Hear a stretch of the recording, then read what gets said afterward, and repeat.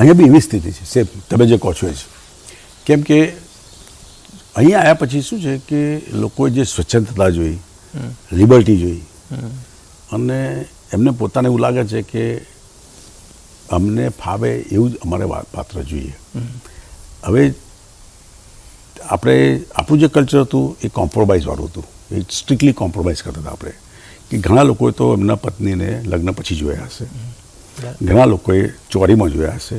આવા અનેક દાખલા છે, એક બે નહીં. અહીં તમને એવો દાખલો જોવા નહીં મળે, એક નોટ એ સિંગલ. અહીં લોકો શું છે કે જુએ કે ભાઈ મને ફાવે છે કે નહીં, હું અહીં જો પહેલાં 12 મહિના વાતો કરું, એકબીજાને ઓળખવાનો પ્રયત્ન કરીએ, અને પછી ના ફાવે તો છૂટા પડી જઈએ.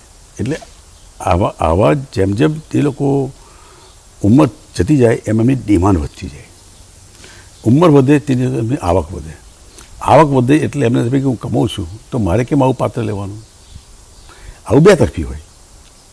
એટલે બે તરફી થાય એટલે અપાકર્ષણ ઊભું થાય છે. એટલે એકબીજાથી દૂર થતા જાય દરેકના વિચારો. કારણ કોમ્પ્રોમાઇઝનો કોઈ નેચર જ નહીં ને, કોમ્પ્રોમાઇઝ કરવાનું કોઈ સ્ટેન્ડર્ડ નહીં. આપણે કોમ્પ્રોમાઇઝ એટલા માટે કરતા હતા કે ભાઈ મા બાપને સુખી રાખતા હતા.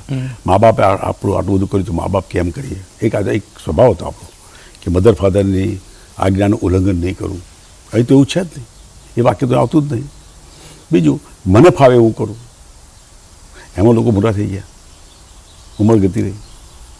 અને પછી જે 15, 16 કે 25 વર્ષની ઉંમરે જે ખોરતા હતા એવું 25, 50 વર્ષ પછી ના મળે, એટલે રખડી પડ્યા. એટલે એ પ્રશ્ન તો છે, એટલે પ્રશ્ન અહીં વધારે પડતો છે. એનો ઉકેલ ખરો કોઈ? એનો કોઈ ઉકેલ નહીં. જે તે આ પાત્ર આવે ને તમારે શરણાગતિથી સ્વીકાર લેવું પડે. એટલે ભાઈ છોકરાઓ બીજી જાતમાં ભણતા થયા કારણ કે અમને કમ્ફર્ટેબલ લાગવા આવ્યું, અને કમ્ફર્ટેબલ કરતાં એડજસ્ટમેન્ટ ના થાય તો છૂટા થઈ ગયા.